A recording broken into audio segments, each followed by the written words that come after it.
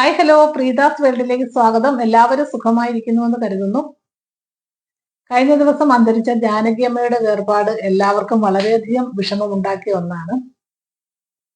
അവരുടെ പഴയ പാട്ടുകളെ കുറിച്ചും അവരുമായിട്ട് പങ്കിട്ട നിമിഷങ്ങളെ കുറിച്ചും ഒക്കെ എല്ലാവരും നമ്മുടെ പത്രമാധ്യമങ്ങളിലും അതുപോലെ ടിവിയിലും ഒക്കെ പങ്കുവെക്കുന്നുണ്ടായിരുന്നു. അപ്പോഴാണ് മാതൃഭൂമി പത്രത്തിൽ രഘുകുമാർ എന്നു പേരുള്ള ഒരു ആംബുലൻസ് ഡ്രൈവറുടെ വാർത്ത വന്നത്. ഒരിക്കൽ ജാനകി അമ്മ വളരെ അത്യാസന്ന നിലയിലായിരുന്ന സമയത്ത് അദ്ദേഹത്തിന്റെ ധീരോചിതമായ പ്രവൃത്തി മൂലം ജാനകി അമ്മയെ രക്ഷപ്പെടുത്തിയ കാര്യമായിരുന്നു മാതൃഭൂമി ദിനപത്രത്തിൽ വന്നിരുന്നത്. അത് ജാനകി അമ്മ തന്നെ പറഞ്ഞിട്ടുള്ളതായിട്ടാണ് പത്രത്തിൽ വാർത്ത വന്നത്. ഈ രഘുകുമാർ എന്ന് പറയുന്ന ആൾ ഞങ്ങളുടെ സഹോദര തുല്യനും തൊട്ടടുത്ത അയൽവാസിയുമാണ്. അപ്പോൾ അദ്ദേഹം വന്നപ്പോൾ ഞാൻ അന്ന് ജാനകിയമ്മയുമായിട്ട് ഉണ്ടായ അനുഭവത്തെ കുറിച്ചൊന്ന് പറയാമോ എന്ന് ചോദിച്ചു. അപ്പോൾ കുറച്ച് കാര്യങ്ങളൊക്കെ എന്നോടൊപ്പം പങ്കുവെച്ചതാണ് ഞാൻ ഇന്നത്തെ വീഡിയോയിൽ ഉൾപ്പെടുത്തിയിരിക്കുന്നത്. ജാനകിയമ്മയെ കാണുന്നതും അവിടെ ചെന്ന് അവരെ രക്ഷപ്പെടുത്താൻ ശ്രമിച്ചതിനെ കുറിച്ചൊന്ന് വിവരിച്ചു പറയാം. ഏത് ഇയറിലായിരുന്നു? 2004. ഞാൻ 91 പോലെ അവിടെ വർക്ക് ചെയ്യല്ലേ. 2004, 2008 വരെ ഉണ്ടായിരുന്നു. 2004 ഈ സംഭവം നടക്കുന്നത്. അത് എനിക്ക് തോന്നുന്നു ഒരു ഉച്ച സമയം. കോൾ വന്ന് ഞങ്ങൾ പോയതാ. ആംബുലൻസ് പോയി അവിടെ വീട്ടിൽ ചെന്ന് അതെ കൊണ്ടൊന്ന് 10-12 മിനിറ്റോ 12 കിലോമീറ്റർ ഉണ്ടായിരുന്നു അവിടുന്ന്. അത് നീലാങ്കര എന്ന് പറയുന്നത്. നീലാങ്കര മലർ ഹോസ്പിറ്റലിലോട്ട് കൊണ്ടുവരും. അത് അടയാറെന്ന് പറയും. അവിടെ കൊണ്ടുവന്ന് ICUല് ഇല്ല, ബോധമൊന്നുമില്ല. ഒരു 4 ദിവസം അഡ്മിറ്റ് ആയിരുന്നു ഹോസ്പിറ്റലിൽ. അത് കഴിഞ്ഞ് ഡിസ്ചാർജ് ആയി. ഇല്ല കയറാൻ നമ്മൾ പോകത്തില്ല. നമുക്ക് നമ്മുടെ ജോലിയില്ലേ, ജോലിയുടെ ഭാഗമായിട്ട് കുറേ പേരെ കൊണ്ടുവരും.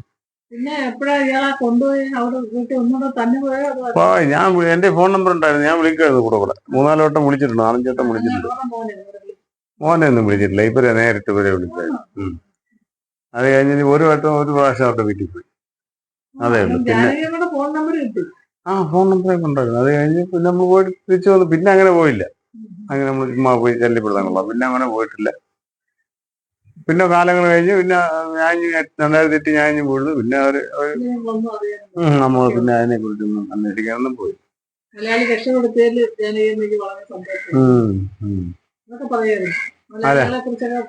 ഞാൻ സംസാരിച്ച വിളിച്ച കാര്യമൊക്കെ പറയുമായിരുന്നു, സ്ത്രീയുടെ കാര്യമൊക്കെ പറയുമായിരുന്നു. പിന്നെ നമ്മളങ്ങോട്ട് വിളിക്കാതായി. പിന്നെ അവര് ഇങ്ങോട്ട് വിളിക്കേണ്ട കാര്യമില്ല. കേരളത്തിനെ കുറിച്ച് വലിയ സന്തോഷത്തോടെ അതൊക്കെ പറയും. പാട്ടൊക്കെ പാടാൻ അതിനെ കുറിച്ചൊന്നും അത്ര ഡീറ്റെയിൽ ആയിട്ടൊന്നും സംസാരിക്കില്ല. ഞാൻ ഒരു പ്രാവശ്യം അവരുടെ വീട്ടിൽ പോയി ചായ ഇട്ട് വന്ന് കുടിച്ച് ഇച്ചിരി നേരം എന്തൊക്കെ കാര്യങ്ങൾ പറഞ്ഞു. പിന്നെ പോയി. അത്രേ ഉള്ളൂ. അങ്ങനെയൊന്നുമില്ല. വീട്ടിൽ അതൊക്കെ എവിടെയെങ്കിലും ഇറങ്ങി പോകുമ്പോഴൊക്കെ ആയിരിക്കും. നമുക്ക് അവരെ കുറിച്ച് പേഴ്സണലായിട്ടൊന്നും അറിയത്തില്ല. പരിചയപ്പെടാൻ കഴിഞ്ഞു. താങ്കളെ പരിചയപ്പെടാൻ കഴിഞ്ഞതിൽ നിങ്ങൾക്ക് വളരെ സന്തോഷം. ഞാൻ അപ്പൊ തൊട്ടപ്പെടുത്തല്ലേ. രഘുകുമാർ വളരെ കാലം മദ്രാസിലായിരുന്നു ജോലി ചെയ്തിരുന്നത്. മലർ ഹോസ്പിറ്റലിൽ ആംബുലൻസ് ഡ്രൈവറായിട്ട് അദ്ദേഹം ഒരുപാട് നാൾ ജോലി ചെയ്തിട്ടുണ്ട്.